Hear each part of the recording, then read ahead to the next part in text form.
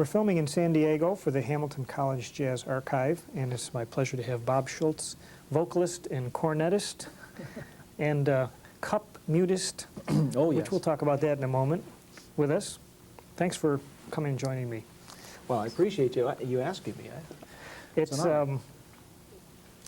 just saw a great set of music, backed up by great people, and these jazz parties are a phenomenon that I wasn't even aware of.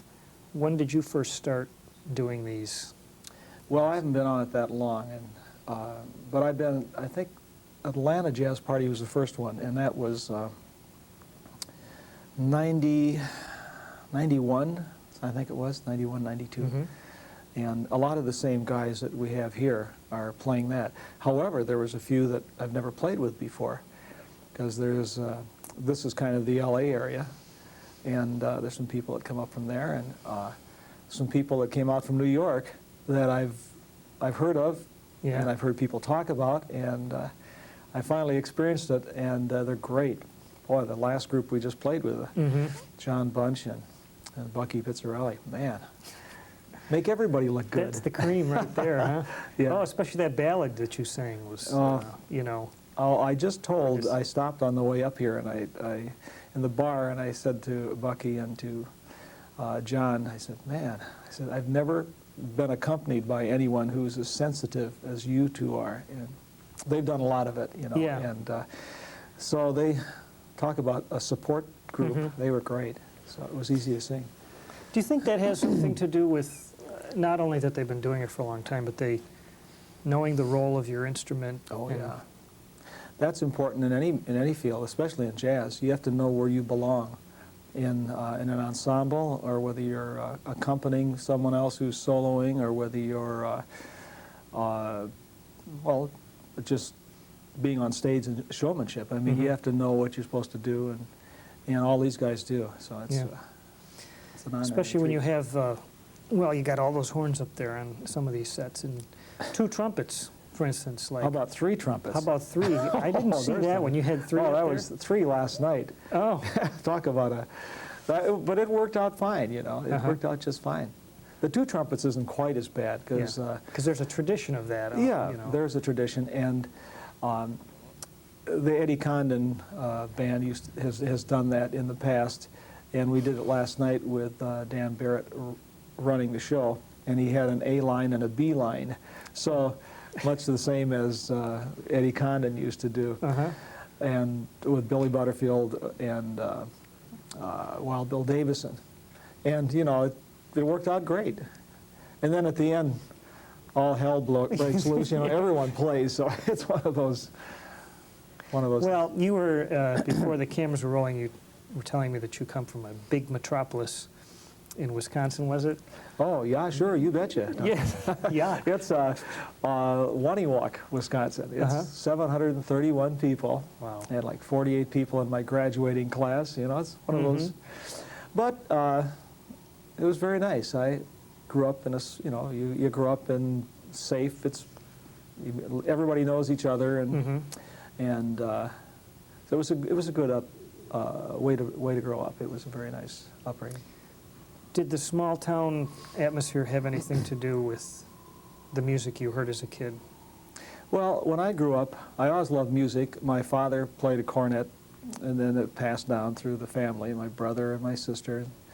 And I was the last one to get it, and I was the only one that went on in it. I went on to college at La Crosse, at that time La Crosse State Teachers College, and taught music for 17 years in a couple schools in Wisconsin, and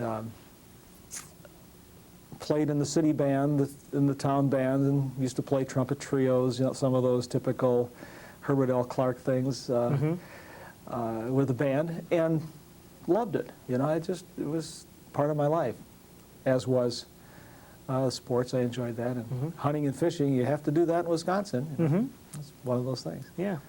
Well, kind of a well-rounded bunch of things to do, and education and performing. What did you teach elementary up to high school, or the whole thing? Yeah, I started out teaching everything from first grade through 12th grade, because very small schools. And then I was in junior high, and then I ended up for the last 11 years just teaching in high school. Mm-hmm. And the typical, you know, marching band, jazz ensembles, solos and ensembles, concerts, that kind of thing. Yeah. Well, did you give that up to play more? Well, I gave it up not on purpose. I probably would have still been teaching if it wouldn't have been for the fact that I got divorced. I got married in '63, and which was kind of interesting because my wife and I at that time went to New Orleans on our honeymoon, and I saw Jack Teagarden just before he died, because he died, I think, in January of '64, and a bunch of other musicians down there. It was great, but she was not that crazy about the music. She liked the music, but I was gone a lot, and it didn't mix. So we parted our ways. I have 3 great kids from there that have grown up, 2 girls and a boy. And then I came out and joined a gentleman by the name of Turk Murphy in San Francisco. So I moved away. I quit teaching. I asked for a sabbatical, but they wouldn't give it to me because teaching jobs were hard to get, at least music teaching. So I moved out to San Francisco and started playing out there, and remarried and have a 12-year-old boy right now. Nice. And so San Francisco is your home now? Yes. I shouldn't say it's the area. I live in Marin County. I live in San Anselmo, which is about 15 miles away. Did you have the gig before you moved? Or did Yes. you? Yeah, you did. I had the gig, but it was also iffy. You know, if you cut it, you got the gig. I mean, if I didn't cut it, I wouldn't have. I would have been out. So then I would have probably moved back to Wisconsin, and I couldn't taught where I was, but I would have gone somewhere else. Yeah. Can you explain the term trad jazz for us? Kind of. I think the word trad was invented, if you would, by, I think Turk Murphy might have actually invented the word, but it was talked about with Turk and Lou Waters, Bob Helm, Wally Rose, those guys. In the early 1940s, the jazz swing era was going pretty strong, and bebop was starting to come in. And there's a group of guys in the San Francisco area who wanted to do something different because they enjoyed the early King Oliver, Louis Armstrong, and the early New Orleans days. And so they formed a band, a 2-trumpet band with Lou Waters on one trumpet and Bob Scobie on another, Turk, Bob Helm, and Wally Rose, Clancy Hayes, and Bill Dart, and Dick Lammy. Those guys were playing, and it was just a hell-bent for leather, strong sound. Like, I mean, it was, everyone just blew strong. There was, what I understand, there was very little dynamics, but it was exciting. It was much like a rock band today. And so they started playing the old chestnuts that had long been passed over by all the swing era people. Basically songs from the 20s? Actually earlier, before. 20s. And so they started playing those and bringing some of the early Louis Armstrong and King Oliver things out, and Spencer Williams tunes, and pretty soon it was catching on. And before they didn't know what they started, and after they had, I think I'm not sure how long they were going, but 41 till 44, 45, the war years broke them up, and some of them had to go into service. And after that, they didn't really go on again. Some of them split and went their separate ways. Turk went his separate way, and Bob Scobie went his way, and Clancy Hayes went along with him, and they formed their own little bands. And Turk, I played with Turk. He had a club in San Francisco called Earthquake Magoons, which was, I think, went for about 25 years. And it's a funny story about it because it was, the name was derived from Little Abner. So Al Capp was one of the characters in Little Abner. So Al Capp, they wanted to get permission from Al to use the name. And so they wrote him a letter, and wasn't long after they got a letter back says, as long as you keep your nose clean and play good music, you can have it. And so, gee, I hope they have that in a frame on I think it's somewhere Yeah. in some of those books. But the word trad was kind of, they called it traditional jazz because it was going back to the roots, the early Armstrong, Oliver, King, Bunk Johnson, and the early New Orleans type people, which is a lot different than the music that of George Lewis and some of those other black musicians that started performing in the 40s. It was a little more complicated in the early days. They played some arrangements and things. If you listen to Louis Armstrong's Hot Five and Hot Sevens and some of those early things that King Oliver did, the New Orleans musicians in the 40s, 50s, 60s, they don't touch them.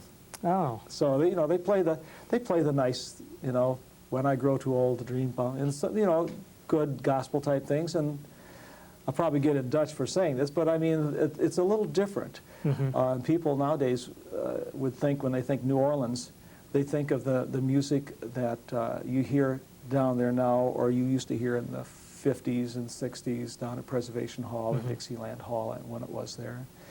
But in reality, trad, what they tried to coin as trad, was recreating the music from the King Oliver and Louis Armstrong period. And is it the Chicago days? I mean, is it associated with the city? Yeah, it would have been the Chicago days. Yeah. Now those bands, I don't know how many of them were actually read music that much. If you're saying that their music was pretty complicated, do you think it was worked out in rehearsals? Or? Yeah, there were some things that were worked out, but I mean, you had Buddy's Habits, and you had, mind goes blank. Well, Jelly Roll They Morton. had several, Jelly Roll Morton, Yeah. yeah.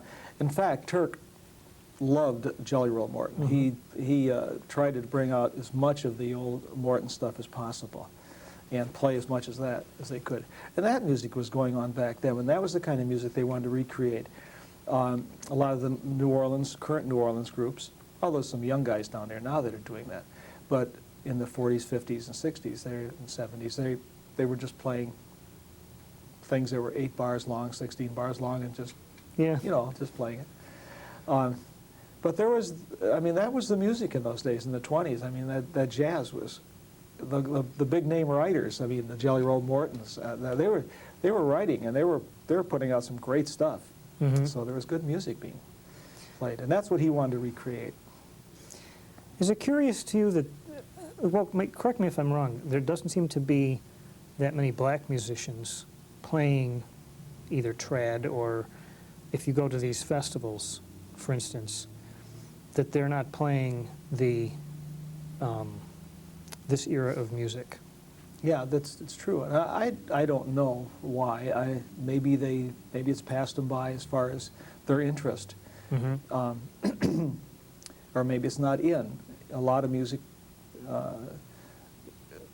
and people who play music are governed by whether it's the ethnic group or whether it's their peers or whoever that seem to go with the flow. So if traditional jazz or if old-time jazz were in, there would be a lot of them playing, but they're just, I guess that's the reason. It's not hip, so Not hip.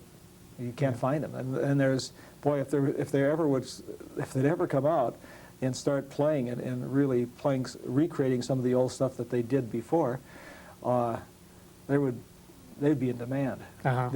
They could play anywhere they wanted to. Right now, the New Orleans Preservation Hall Band plays all over, and it's Yeah. but it's a little different, than what the very early music was. And there's not even that many blacks down there playing in the New Orleans in that band. Mm-hmm. I guess they like the modern jazz feel, Yeah. Thank goodness for the trumpet player that's Winton? Yeah. Yeah. Wynton Marsalis. Yeah. Thank goodness for him. He's come along and brought this back and reintroduced it to everyone again. And I think the African Americans are looking and saying, yeah, that's cool. but that's not for me.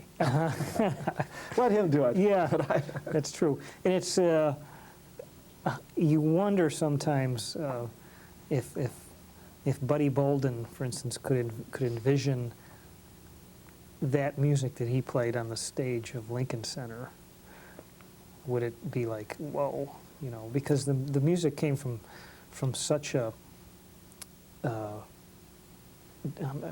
word escapes me, down-home source, you know, that it was really pop music, that it was created sometimes by not schooled musicians. That, Oh, right. and now it's been elevated, I mean, to an art form. Yeah, it's gotten better, but the basis of it all is still blues. No matter what you do, everything you play is blues. And I don't know, I always felt that if you've got a feel for blues, period, you can almost play anything. I mean, it's very simple, but it's so important for feeling. You know, you got to have that. I know a lot of people who technically are just monsters, but they don't have it right there. You know? And how do you get that? You know, I don't know. It's like the Germans. You know, the Germans don't seem to have that. They're a little. They got to loosen up a little. Really? Bit, even though I'm German. Yeah. I don't know. Maybe it's the upbringing and the schooling. I have no idea. But sometimes the simpler the musician, the better. I mean, if they have lived the blues, if they've lived through some problems and things, they seem to be able to relay that through their voice or instrument. Yeah. Yeah. So all you listeners out there, you have to suffer a little bit. Well, sometimes they suffer more than. Yeah. Did you ever envision when you were, let's say, in your early teens? Did you get into rock and roll at all? Were you into the pop music of the day? No, it was. I grew up in the 50s, and I went to college in the 56 through 60, and I never liked it then. There were some tunes. There's some things I liked, some of the simple things, but I for whatever reason there was too much other going on. I was listening to Bing Crosby and Frank Sinatra and. The Condon group was going, you know, and Nat King Cole I loved, and Doris Day, and all. I mean, there were so many singers out there, and so many great groups, and so much other stuff happening with the big bands were still, you know, going a little bit. Whether it was Billy May, or whether it was Al Gartz, or whether it was Stan Kenton, or you know, all those guys back there, Woody Herman, and they were all great. I loved that. I just didn't get into that the rock and roll. I'm picturing your college roommates maybe. Did they get into what you were, or were you able to find some compatriots? Well, you know, I don't even know. There was I don't remember that. I don't think there was any problem. Yeah. I mean, they had their own things they were doing, and it didn't bother me. I would play once a week in a little bar in La Crosse for, you know, nothing, and all the beer that you can drink type thing, you know. But it was fun, and that was my first experience of just playing. Well, actually, it wasn't. Playing this kind of music. My first experience was playing when I graduated from high school. My band director had a little orchestra that he played in a bar in Boston, Wisconsin, and a little bit bigger? Yeah, that's probably about 2,000. Yeah, okay. And we played at the Crystal Bar, I remember, and he wrote the lead sheets out for me. So it was a guy who played tenor sax and clarinet, and this guy was my old band director was a piano player. We had a string bass and drummer, and myself. And that's when I started playing all the standard, the pop tunes. A lot of the things they do here, you know, in these jazz festivals, which they never die. They're always can be drawn on. You can use them. And that was my first experience. And then I played in college and graduated. And in 61, I got called up to active duty. I was in the National Guard at the time. And in fact, the 32nd Division Band in Wisconsin. Oh. And it was one of those 6-month programs at that time that they had that you could go into then you'd go to meetings every week. Then they had the Berlin crisis where they were going to put up the Berlin Wall.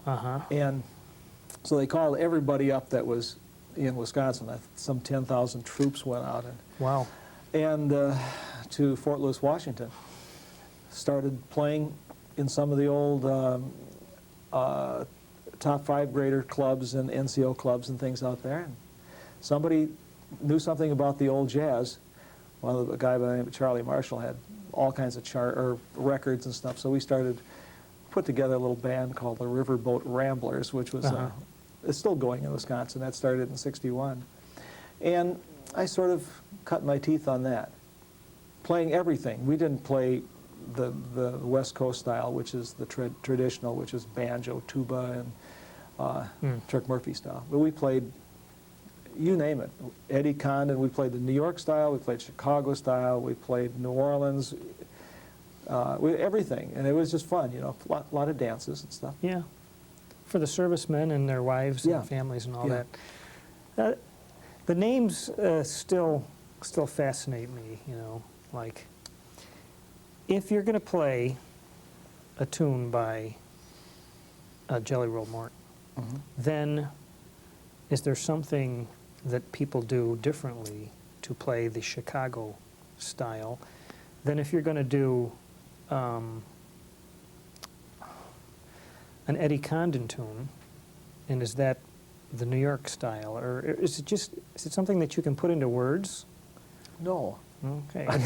A short answer to a long question. Well, yeah, but I kind of expected it. Yeah, you know, the Condon style, as I know it, it's probably, or New York style, was pretty free and easy going, and I loved it. It was just, I mean, you had great musicians playing out there, Billy Butterfield and Max Kaminsky and Wild Bill Davison and Bob Wilbur. I remember him when he was out there. And I mean, there's a lot of guys who are still playing today, you know, and it just was, I don't know, this is my opinion, but it seemed like it was just this far from the swing era, and they just sort of got together and started playing. This may be all wrong, but they got together in a small group and started playing in this club, and the music, they just swung. They had the traditional, I guess, Dixieland or front line sometimes with a reed, a trombone, and a horn, and drum, string bass, piano, and guitar, if sometimes not. But the people out there had a different view on how they played the music. It was just they did it differently. Yeah. And I can't give a legit answer to that question. Well, I know, it's like, how do you improvise? Yeah, well, which was my next question. Well, that's a good one. I tell you, I've been doing some adult jazz camps. Yeah. And they want to know, how do you do that? And I said, I can't tell you. The best thing is you have to know the melody. Number one, you got to be able to play the melody and feel really comfortable with it. And then go out and listen to some records. Yeah. I mean, you got to listen to the people, because I emulate people that I've heard over the years. Because I'm lucky. There were so many great cornet and trumpet players that came along, whether it was Bunny Bergen or Wild Bill Davison, or I love Bob Scobie. I have a band that's emulating him.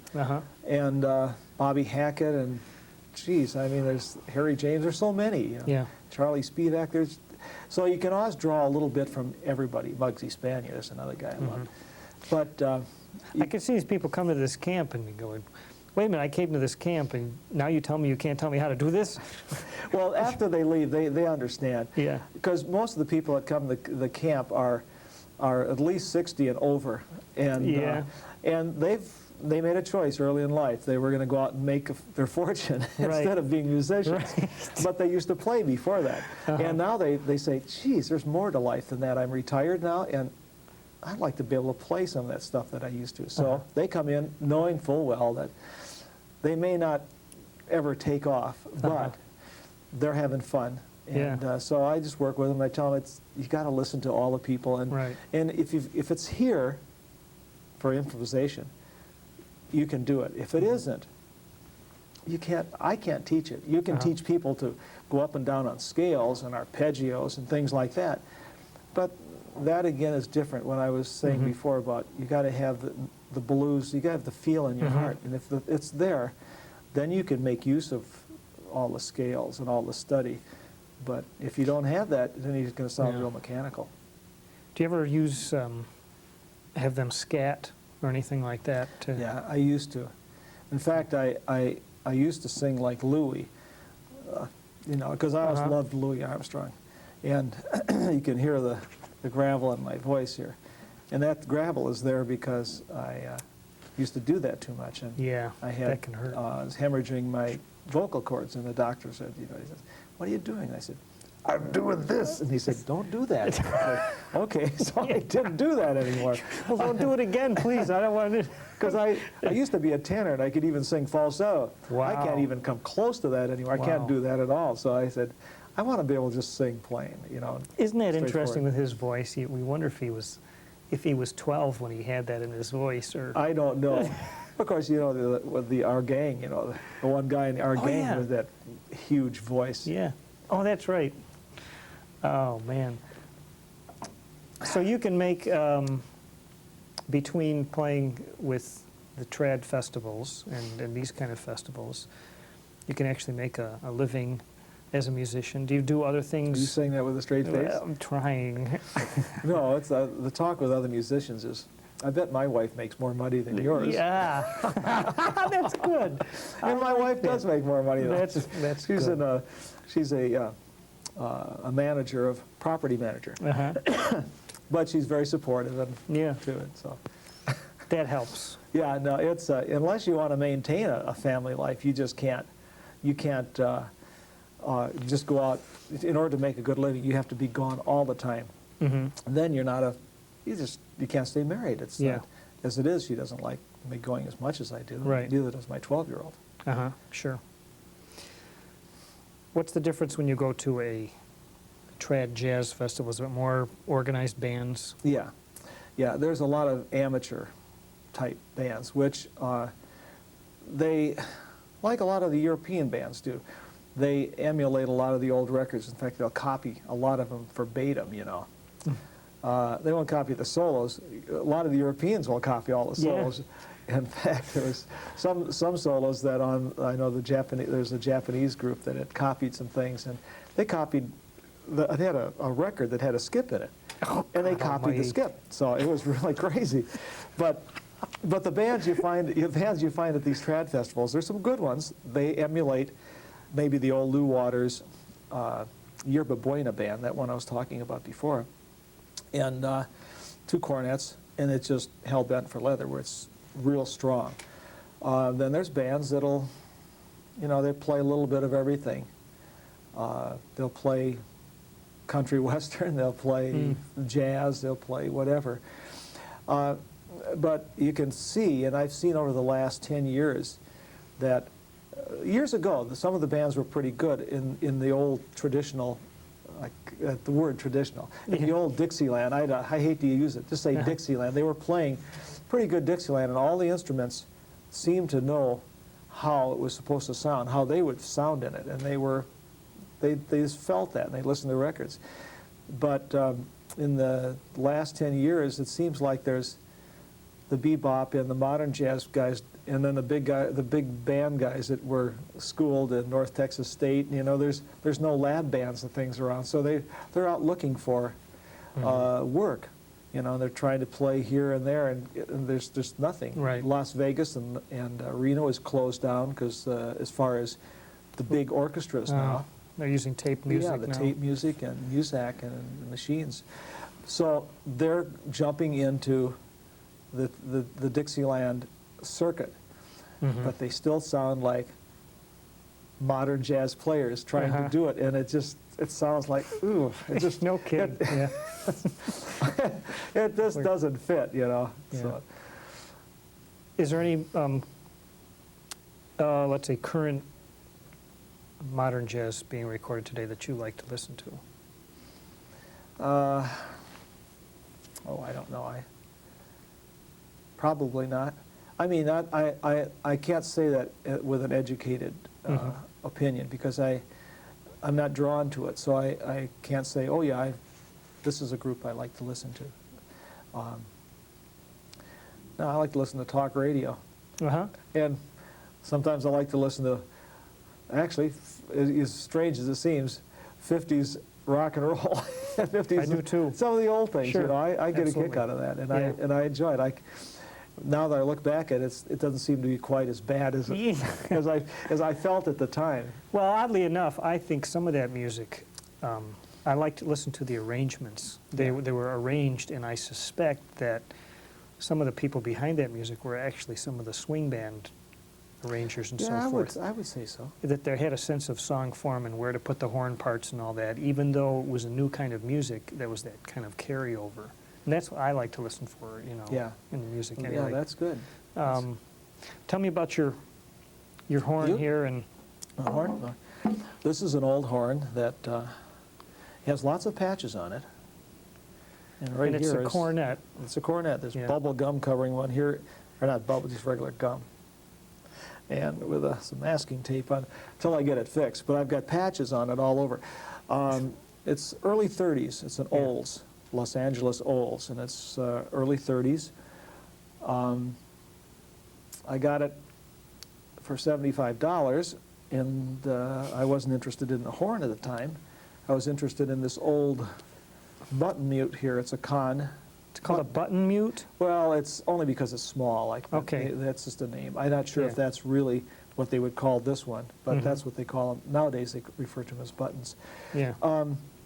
And this is one that, like King Oliver and Louis Armstrong used to use back in the early days of jazz when they were playing.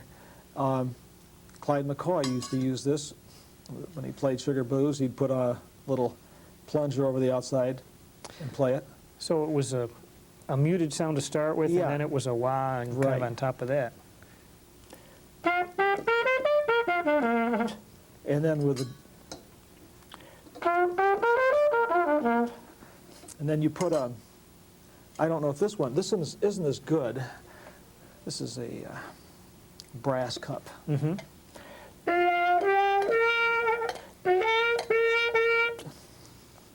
That's a poor example right Yeah. there. I don't generally use to it that emulate way. what he does. Yeah. I generally use it with this. So. Uh-huh. Cool. And it just gives a kind of a dirty, bluesy sound. Uh-huh. And this is a Pennsylvania Railroad cup. I suppose you could almost use anything, right? And I Oh yeah, and I see do. you've got a handkerchief in there just to get that perfect sound. Yeah, and it's also it becomes a little harsh if you don't have something in there. But you can use it. A 6-ounce styrofoam cup works wonderful too. Yeah. Plus, you can always just reach down the table in front of you and say, "Can I borrow your glass?" Oh, please?" sure. I've done that several times. Yeah. If I travel to a festival or a party and I don't have my mute. Yeah. Coffee cup, you know, you use whatever you can for a crutch. Uh-huh. I think that's interesting when you said, related that thing about the overseas band that learned the song and put a skip in it, you Yeah. know, that I'd heard that before, that some of the overseas groups would emulate things even down to the poor recording quality. Yeah. You know, the fact that they couldn't use the whole drum set, that they could only use wood blocks or whatever, so Right. that's what they would do. Yep. It's pretty cool that overseas people have so much Well, they love respect. it. Yeah, they love the stuff over there. It's more jazz musicians who aren't doing it over here go overseas, and they're welcomed with open arms. Mhm. They love them. They love the music. Unfortunately, either we've moved ahead or backwards. I don't know what it is over here in our society. You know, they've taken it too blasé. They've taken it for granted, and they just, yeah. Is it the exotic factor that it's from somewhere else, do you suppose? Well, I don't know.